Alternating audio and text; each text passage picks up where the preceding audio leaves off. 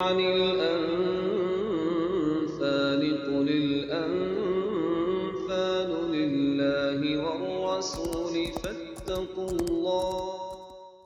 نحمده ونصلي على رسوله الكريم اما بعد فاعوذ بالله من الشيطان الرجيم بسم الله الرحمن الرحيم رب اشرح لي صدري ويسر لي امري واحلل عقدة من لساني يفقهوا قولي. واتقو، بچو، پرہیز کرو. تقوی میں پرہیزگاری نہیں ترجمہ کرتے آپ؟ ہاں؟ تو اس پرہیزگاری کا مطلب کیا ہے؟ کیا کرو پھر؟ احتیاطی تدابیر اختیار کرو اس بڑی بیماری کے سامنے آنے سے پہلے. یعنی اگر تم چھوٹی چھوٹی ان خرابیوں کا سد باب نہیں کرو گے تو بڑی مصیبت دیکھو گے. مثلاً آپ دیکھیں کہ بعض اوقات گھروں کے باہر کوڑا کرکٹ کے ڈھیر پڑے ہوتے ہیں، تو ہم میں سے کوئی بھی نہیں اس کو برا کہتا، لیکن جب اسی میں مچھر پلتے ہیں اور پھر ملیریا پھیلتا ہے اور لاکھوں لوگ مرتے ہیں تو پھر ہم اس وقت دوا دینے لگتے ہیں. تو ہونا کیا چاہیے تھا کہ لوگوں کو ایسی تعلیم دی جائے کہ وہ کوڑے کے ڈھیر وہاں پر جمع ہی نہ کرتے، جس سے یہ سب خرابی پھیلی. ہمارے ہاں یہ کلچر بہت عام ہو گیا نا کہ جب کوئی ظلم ہو جاتا ہے تو پھر ہم نعرے لگانے لگتے ہیں اور پھر ہم ظلم کے خلاف بولنے لگتے ہیں، اور بول کے چیخ پکار کر کے چند بیانات دے کے پھر ہم اپنی ہی زندگی میں واپس لوٹ جاتے ہیں اور مستقل طور پر ان بیماریوں کا کوئی حل تلاش نہیں کرتے. اور حل تو ظاہر ہے کہ اللہ کی کتاب میں ہے، بلکہ الٹا ہم ان کو کرٹیسائز کرنا شروع کر دیتے ہیں جو ایک پرماننٹ حل تلاش کر رہے ہوں معاشرے کے اندر سے ایسے فتنوں کے خاتمے کے لیے. شکوہ ظلمت شب سے تو کہیں بہتر تھا اپنے حصے کی کوئی شمع جلاتے جاتے. کچھ لوگ رات کا اندھیرا دیکھ کر کیا کرتے ہیں؟ صرف شکوہ کرتے ہیں کہ اندھیرا کیوں ہے، اور کچھ لوگ اپنے حصے کی شمع جلا جاتے ہیں تاکہ وہ اندھیرا دور ہو جائے. تو واتقوا فتنۃ میں کیا کرنا ہے ہمیں؟ صرف شکوے نہیں کرنے، بلکہ اندھیرے دور کرنے کے لیے اپنے اپنے حصے کی شمع جلانی. سمجھنے کی بات یہاں یہ ہے کہ اس دنیا میں انسان انفرادی طور پر کوئی ایسی جگہ نہیں تعمیر کر سکتا کہ جس کو وہ معاشرے کے اثرات سے بچا سکے. ہم انفرادی طور پر کسی جنگل میں نہیں رہ سکتے. جب تک ہمیں ایک معاشرے کے اندر رہنا ہے تو محض اپنی ذات کے بارے میں سوچ کر خوش ہو جانا کہ میں بہت دیندار ہوں، میں بہت نیک ہوں، میں بہت پرہیزگار ہوں، میں نے کبھی جھوٹ نہیں بولا، میں نے کبھی چوری نہیں کی، میں نماز پڑھتا ہوں، میں نے کبھی کسی کا دل نہیں دکھایا، تو یہ نیکی کافی نہیں. اگر آپ نیکی کا یہ تصور رکھتے ہیں کہ آپ نے کوئی برائی نہیں کی تو یہ نیک ہونا نہیں. اسلام نیکی کا کیا تصور دیتا ہے کہ محض اپنے لیے مت جیو، دوسروں کے لیے بھی جیو. صرف اپنے بارے میں مت سوچو، دائیں بائیں بھی سوچو کہ وہ کس حال میں ہے. اور جب تک تم سارے معاشرے کے لیے نہیں سوچو گے تو تم بھی ان مصیبتوں سے بچ نہیں سکو گے جس میں معاشرہ خرابی کا شکار ہونے کی وجہ سے مبتلا ہوتا ہے. امیجن کریں، کیا یہ ممکن ہے کہ ہم اپنا کہیں ایسی جگہ گھر بنا لیں کہ جہاں کوئی برائی دخل انداز نہ ہو سکے؟ نہیں ممکن. ہمیں کہاں رہنا؟ اس معاشرے کے اندر رہنا. اس معاشرے کے اندر ہم صرف خود نیک بن کے نہیں رہ سکتے. اسلام میں صرف افرادی نیکی کا کوئی تصور نہیں، اس میں یہ ایک فریضہ ہے. کلکم رائن وکلکم مسئول عن رعیتہ. ہر شخص نگران ہے اور ہر شخص سے اس کی رعایا کے بارے میں سوال کیا جانے والا ہے. صرف اپنا ذمہ دار نہیں، اپنے بچوں کا ذمہ دار ہے، اپنے خاندان کا ذمہ دار ہے، اپنے ہمسایوں کا ذمہ دار ہے، اپنے دائیں بائیں آگے پیچھے کا ذمہ دار ہے. اور یہ ذمہ داری کسی ایک فرد کی نہیں. یہ ہماری غلط فہمی ہے کہ یہ ذمہ داری صرف امام مسجد کی ہے، یہ چند مولوی حضرات کی ہے، یہ چند علماء کی ہے، یہ چند افراد کی ہے.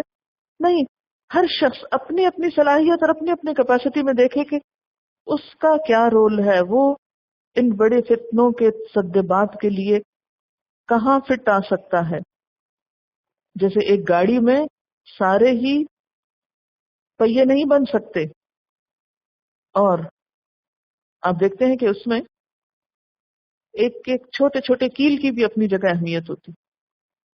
تو فتنوں سے بچاؤ کے لیے خواہ ہم ایک کیل کا ہی کام کیوں نہ دیں، لیکن اپنی جگہ پر اس کیل کی ذمہ داری بھی اہم ہے. سب کو ایک جیسا کام نہیں کرنا، لیکن ایک ٹیم ورک اور وتواصوا بالحق وتواصوا بالصبر کے ساتھ آگے بڑھنا ہے. اگر ہم اپنی خیر و عافیت چاہتے ہیں تو ہمیں لازماً دوسرے کی خیر و عافیت چاہیے. کوئی شخص صرف اپنا خیال رکھ کے خیر و عافیت سے رہ نہیں سکتا کہ آپ مطمئن ہو جائیں کہ میرا گھر تو محفوظ ہے، مجھے اس سے کیا پرواہ کہ دوسرے کے گھر میں کیا ہو رہا ہے. اگر آگ کہیں ایک جگہ لگی ہوئی ہے تو کیا دور کہ وہ ایک دن چلتے چلتے آپ کی کٹیا تک بھی پہنچ جائے. ابتدا کہاں سے ہوتی ہے؟ دل کی صفائی سے. اور محض اپنے دل کی صفائی نہیں، پھر ماحول کی صفائی بھی چاہیے، ورنہ آپ کا دل بھی صاف نہ رہ سکے گا. ماحول جو کچھ سوچے گا، جو بولے گا، وہ آپ کے کان بھی سنیں گے، وہ چیزیں الٹیمیٹلی واپس آپ پہ بھی ریفلیکٹ ہوں گی. آپ کے ذہن میں ایک نیک مومن انسان کا تصور کیا ہے؟ جو کسی حجرے میں بیٹھا ہوا ہے، تسبیح پڑھ رہا ہے، کبھی اس نے کوئی برا کام نہیں کیا. اسلام میں یہ تصور ایک ادھورا تصور ہے. اسلام میں نیک شخص محض اپنی ذات میں نیک نہیں ہوتا، وہ خیر اور بھلائی کو صرف اپنی ذات تک نہیں رکھتا بلکہ کوشش کرتا ہے کہ دوسروں تک بھی پہنچے.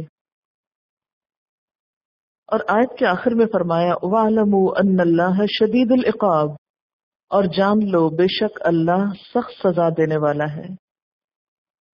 یعنی یہ عذاب پھر اللہ کی طرف سے بھی آتے ہیں بطور سزا جب انسان اپنے اوپر خوب ظلم کر لیتے ہیں. وَاذْكُرُوا، اور یاد کرو، اذ انتم قلیل، جب تم تھوڑے تھے. مدینہ کے مسلمانوں کو بتایا جا رہا ہے کہ اپنا مکہ کا وقت یاد کرو جب تم بہت تھوڑے تھے. کس حال میں تھے؟ مستضعفون فی الارض، زمین میں کمزور سمجھے جاتے تھے، ضعیف سمجھے جاتے تھے. تخافون، تم ڈرتے تھے، ان یتخطفکم الناس، کہ لوگ تم کو اچک لیں گے، تم کو اڑا لیں گے، تمہیں ختم کر دیں گے. فآواکم، تو اس نے پناہ دی تم کو، ٹھکانہ دیا تم کو. کہاں؟ مدینہ میں. وأیدکم، اور تائید کی تمہاری، مدد کی تمہاری، بنصرہ، اپنی مدد کے ساتھ، اپنی مدد سے تمہارے ہاتھ مضبوط کیے. اور کیا کیا؟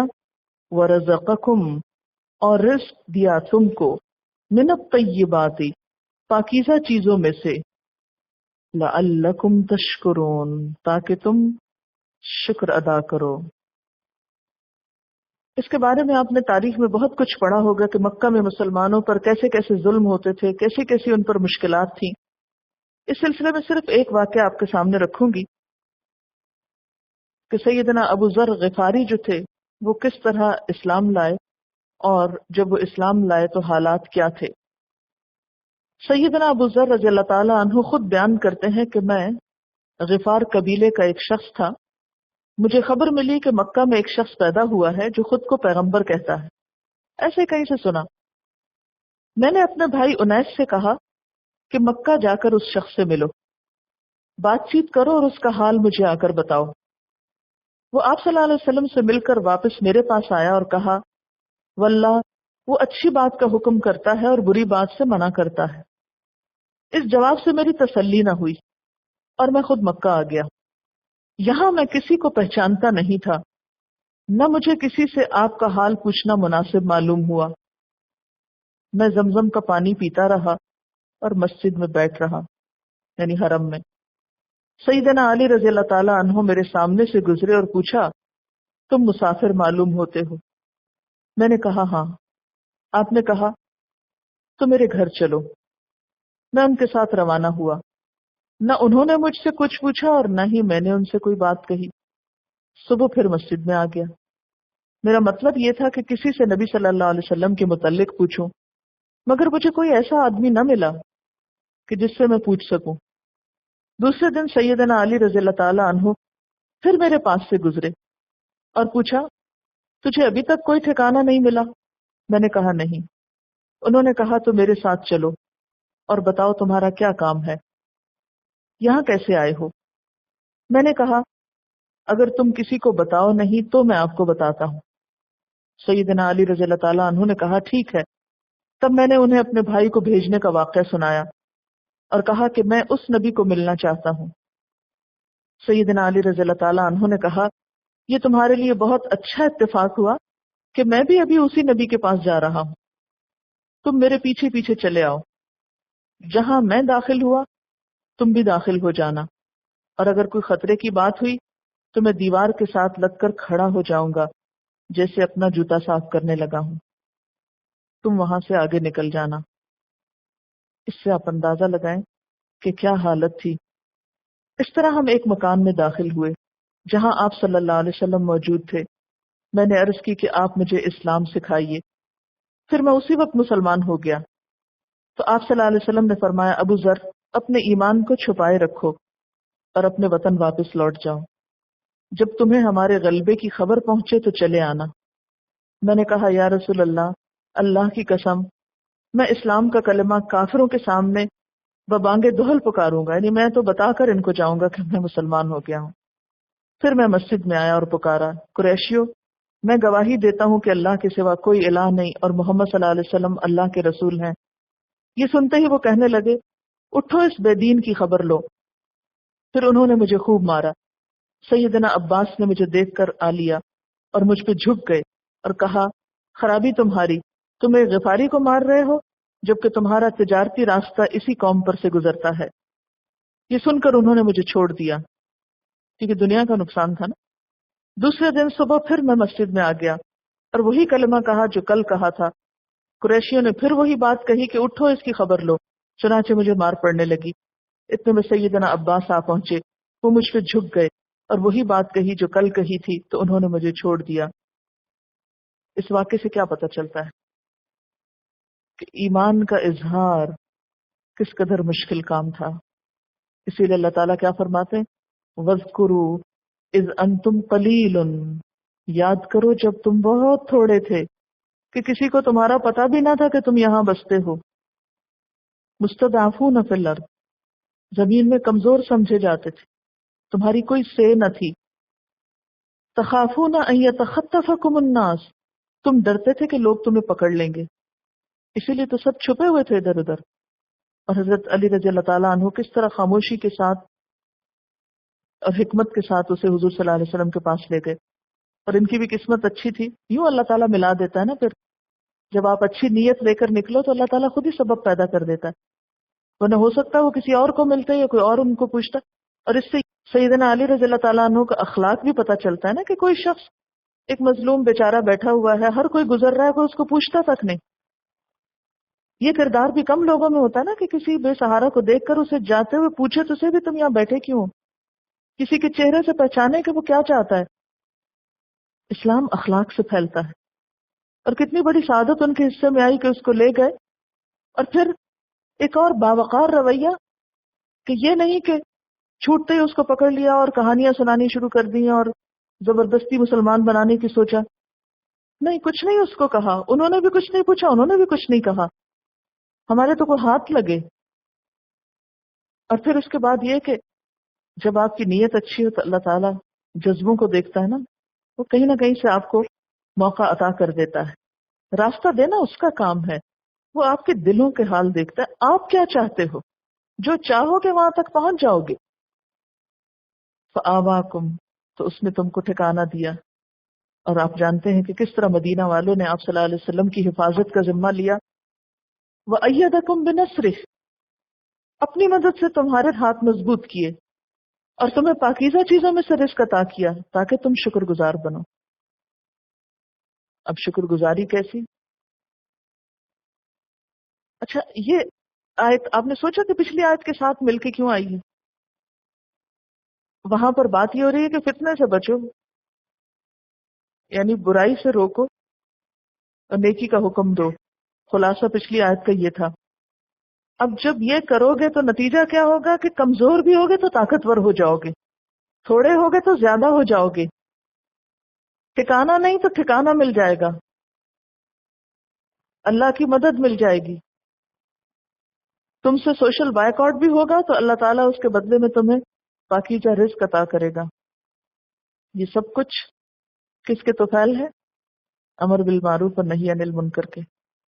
یا ایھا الذین آمنوا، اے لوگو جو ایمان لائے ہو، لا تخونوا اللہ، مت خیانت کرو اللہ سے، والرسول، اور رسول صلی اللہ علیہ وسلم سے، وتخونوا اماناتکم، اور مت خیانت کرو آپس کی امانتوں میں، وانتم تعلمون، حالانکہ تم جانتے ہو۔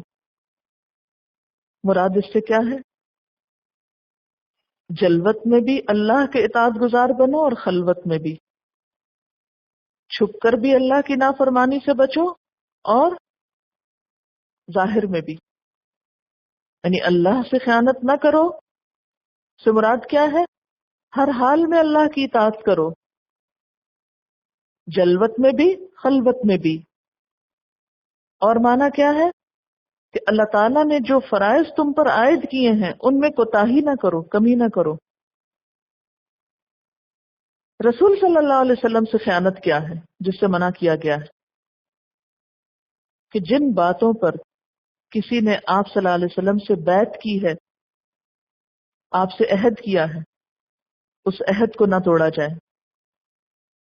پھر اسی طرح آپ صلی اللہ علیہ وسلم کی جو پالیسی تھی کفار سے متعلق، اس کو ظاہر نہ کیا جائے، یعنی آپ کے ساتھیوں کو تلقین کی جا رہی ہے کہ وہ آپ کی باتوں، راز اور امانات کو محفوظ رکھیں، حفاظت سے رکھیں، بہت احتیاط سے کام لیں، کوئی جنگی تدبیر، کوئی آپ کے فیصلے، اقدامات اشارتاً یا کنایتاً دشمنوں کو اس سے آگاہ نہ کریں، کیونکہ جنگی حالات تھے نا۔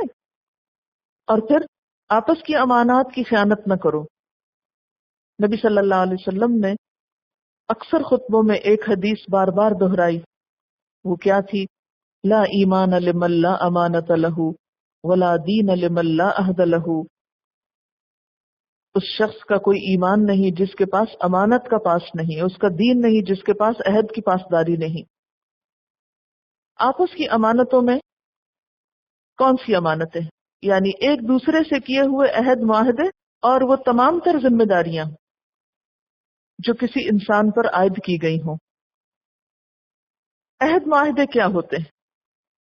ایک تو عام عہد معاہدے ہیں، وعدے وعید جو ہم لوگوں سے کرتے ہیں، دوسرے خاص بھی ہوتے ہیں، مثلا نکاح ایک کانٹریکٹ ہے۔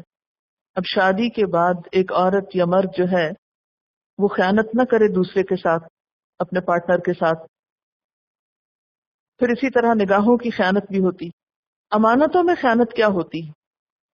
وہ تمام ذمہ داریاں، یعنی امانت سے مراد صرف کسی کے پیسے رکھ کے اس میں خیانت کرنا نہیں، بلکہ تمام تر ذمہ داریاں مراد ہیں جن کو ادا کرنا ضروری ہے۔ اب حیرت کی بات ہے نا کہ اللہ تعالیٰ نے مسلمانوں کی قلت کا اور خوف کا اور بے سکونی کا ذکر کر کے پھر جب ان کے حالات کو بدلا تو شکر گزاری کا حکم دیا، اور ساتھ ہی کس چیز سے منع کیا؟ خیانت سے منع کیا۔ تو شکر گزار شخص خیانت نہیں کرتا۔ مثلا اس کو چھوٹی سی مثال سے آپ سمجھیں، ایک شخص ہے، اس کے پاس نوکری نہیں ہے، وہ بڑی منت ترلا کر کے کہیں سے نوکری لیتا ہے۔ اب مالک جس نے اس کو نوکری دے اسی کے گھر میں چوری شروع کر دے، تو یہ شکر گزاری تو نہ ہوئی نا۔ کسی سے سفارش کرواتا ہے، اب جس سے سفارش کرائی اسی کے خلاف کو محاذ آرائی شروع کر دے، تو یہ سب چیزیں خیانت میں شامل ہوتی ہیں۔ وَاعْلَمُوا أَنَّمَا أَمْوَالُكُمْ وَأَوْلَادُكُمْ فِتْنَةٌ، جان لو کہ تمہارے مال اور تمہاری اولادیں فتنہ ہیں۔ وَأَنَّ اللَّهَ عِندَهُ أَجْرٌ عَظِيمٌ، اور بے شک اللہ تعالی اس کے پاس اجر عظیم ہے۔ مال فتنہ ہے، اس کے بارے میں حضرت عمرو بن عوف سے روایت ہے جو بنی عامر کے حلیف تھے۔ آپ صلی اللہ علیہ وسلم نے فرمایا، اللہ کی قسم میں تمہارے محتاج ہونے سے نہیں ڈرتا ہوں، بلکہ میں تو اس بات سے ڈرتا ہوں کہ دنیا تم پر کشادہ کر دی جائے، یعنی خوب عام ہو جائے مال و دولت، جیسے تم سے پہلے لوگوں پر کشادہ کی گئی تھی، پھر تم اس میں ایک دوسرے سے آگے بڑھنے کی کوشش کرنے لگ جاؤ تو وہ تمہیں اس طرح ہلاک کر دے جیسے تم سے پہلے لوگوں کو ہلاک کیا تھا۔ یعنی مال و دولت کی کثرت ہلاکت کا سبب زیادہ ہے بنسبت فقر و فاقہ کے۔ آپ صلی اللہ علیہ وسلم نے فرمایا، ہر امت کی ایک آزمائش ہے اور میری امت کی آزمائش مال ہے۔ یعنی ہر امت کسی نہ کسی چیز سے آزمائی جاتی، اور امت محمد صلی اللہ علیہ وسلم مال سے آزمائی جا رہی ہے۔ اور اب آپ دیکھیں کہ جن کے پاس نہیں ان کا رویہ کیا ہے، اور جن کے پاس ہے ان کا رویہ کیا ہے۔ جن کے پاس نہیں وہ بھی اپنی دینی ذمہ داری نہیں نبھانا چاہتے، وہ کہتے ہیں تم ہم سے دین کی بات کرتے ہو، ہمارے پاس کھانے کو نہیں، ہم نماز کیسے پڑھیں، ہم یہ کام کیسے کریں۔ اور جن کے پاس ہے وہ اس مال و دولت کو سنبھالنے سے فارغ نہیں۔ اور اس وقت مجموعی طور پر امت مسلمہ کے مال و دولت کے ساتھ کیا ہو رہا ہے اور کیا ہونے والا ہے وہ بھی آپ کے سامنے ہے۔ وہ اربوں ڈالر جو غیروں کے پاس تھے، اگر مسلمانوں کے حالات درست کرنے میں استعمال کیے جاتے تو کیا آج امت مسلمہ کے پاس اتنی طاقت نہ ہوتی کہ وہ بہت ساری مصیبتوں کا مقابلہ کر سکتی؟ اگر یہ سب کچھ امت کی تعلیم اور تربیت اور ان کی ترقی پر خرچ ہوتا تو کیا اتنے اور بنائے نہ جا چکے ہوتے؟ لیکن عمومی طور پر ہم سب کا، یہ نہیں کہ میں کسی خاص حکومت یا کسی خاص لوگوں ہی کی طرف اشارہ ہے، نیچے سے لے کے اوپر تک سب کی سوچ ملتی جلتی۔ عموماً ہمارا طریقہ کیا ہوتا ہے، جو بھی ریٹائر ہوتا ہے، جس کے پاس بھی 4 پیسے آتے ہیں ان کو فکس کراتا ہے، مفت کی آمدنی ہوتی ہے، اور خود بیکار ادھر ادھر کی سیاست اور بیکار مشغلوں میں مشغول ہو جاتا ہے، اور اس سے وہ جو کام اور تعمیر کا دروازہ ہے وہ رک جاتا ہے۔ یعنی اکثریت کی سوچ کیا ہے کہ پیسے کو بس ایسا محفوظ کر دیا جائے کہ جس میں کوئی خود محنت بھی نہ کرنی پڑے، نہ دماغ لڑانا پڑے، نہ تھکنا پڑے، نہ کوئی کوشش کرنی پڑے، اور نہ ہی کسی نقصان کا اندیشہ ہو، بس امن چین سے بیکاری میں وقت گزر جائے۔ جس قوم کی سوچ یہ بن جائے وہاں ترقی کیسے ہو سکتی، وہاں آگے کیسے بڑھا جا سکتا ہے؟ اسی لیے تو اللہ تعالیٰ نے سود کو حرام قرار دیا تھا، لیکن ہم اس کو کسی نہ کسی طرح حلال کرنے کے جواز ڈھونڈتے ہیں۔ سیدنا عبداللہ بن عمرو بن العاص کہتے ہیں کہ میں نے آپ صلی اللہ علیہ وسلم کو یہ کہتے سنا، محتاج مہاجرین دولت مند مہاجرین سے 500 سال پہلے جنت میں داخل ہوں گے۔ یعنی دنیا میں اگر کسی کے پاس نہیں تو وہ اپنے آپ کو محروم نہ سمجھے، اور اس محرومی میں اپنی عبادت اور اپنے فرائض میں کوتاہی نہ کرے۔ اگر محرومی کے باوجود وہ عبادت کرتا رہا اور اپنے فرائض پورے کرتا رہا تو وہ دوسروں سے پہلے جنت میں جا پہنچے گا۔ آپ صلی اللہ علیہ وسلم نے یہ بھی فرمایا کہ میں نے جنت میں جھانکا تو وہاں ان لوگوں کی کثرت دیکھی جو دنیا میں محتاج تھے۔ ابراہیم بن عبد الرحمن کہتے ہیں کہ عبد الرحمن بن عوف کے سامنے ایک روز کھانا رکھا گیا تو کہنے لگے مصعب بن عمیر جنگ احد میں شریک ہوئے، وہ مجھ سے بہتر تھے، ان کے کفن کے لیے ایک چادر ملی، اور حمزہ یا کسی اور کا نام لے کر کہا وہ شہید ہوئے، وہ بھی مجھ سے بہتر تھے، ان کے کفن کو بھی صرف ایک چادر ملی۔ میں ڈرتا ہوں کہ کہیں ایسا نہ ہو کہ عیش و آرام کے سامان ہمیں دنیا میں ہی دے دیے جائیں، اور یہ کہہ کر رونا شروع کر دیا۔ ان کا حال یہ تھا کہ دنیا کی نعمتیں آنے پہ پریشان ہو جاتے تھے کہ کہیں ہمیں یہ دین سے غافل نہ کر دیں، آخرت کو نہ بھلا دیں۔ کیونکہ دنیا کی کثرت کا عموماً نقصان کیا ہوتا ہے کہ انسان سمجھتا ہے کہ رب مجھ سے راضی ہے، جو میں کر رہا ہوں بالکل ٹھیک ہے، نہ اپنی غلطیاں نظر آتی ہیں اور نہ اپنی کوتاہیوں پر نظر ہوتی، اور سوچ کا دھارا کچھ اور ہی ہو جاتا ہے۔ کیونکہ پھر عیش و عشرت کے جب عادی ہوتے ہیں تو کوئی سخت کام کرنا ہی نہیں چاہتے، کوئی مشقت برداشت نہیں کرنا چاہتے۔ حضرت ابو ذر غفاری کہتے ہیں کہ آپ صلی اللہ علیہ وسلم نے فرمایا بلا شبہ قیامت کے دن بہت مال و دولت رکھنے والے ہی زیادہ نادار ہوں گے، مگر جسے اللہ نے دولت دی اور اس نے اسے اپنے دائیں سے بائیں سے آگے سے پیچھے سے ہر طرف سے دولت کو اللہ کی راہ میں لٹایا اور اس مال سے بھلائی کمائی، اور ایسے بہت کم ہیں۔ کہ جو اپنے مال سے خیر و بھلائی کے کام دن رات ظاہر چھپے ہوئے دائیں بائیں آگے پیچھے کرتے چلے جائیں۔ آپ صلی اللہ علیہ وسلم نے فرمایا جو شخص اللہ سے ڈرتا ہو اس کے دولت مند ہونے میں خطرہ نہیں، کیونکہ وہ اس دولت سے خیر اور بھلائی کے کام ہی کرے گا۔ پھر اسی طرح مال کے علاوہ اولاد کو فتنہ قرار دیا۔ اولاد کس طرح فتنہ ہے؟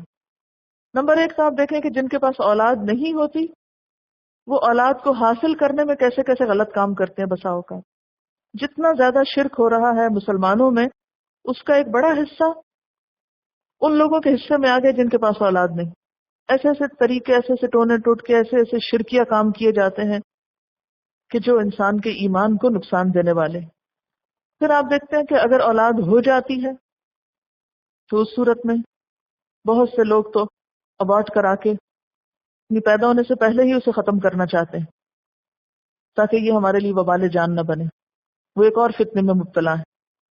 کچھ لوگ مفلسی کے ڈر سے مار ڈالتے ہیں، پھینک دیتے ہیں، جیسے عربوں کے ہاں بھی قتل اولاد کی مختلف صورتیں رائج تھیں۔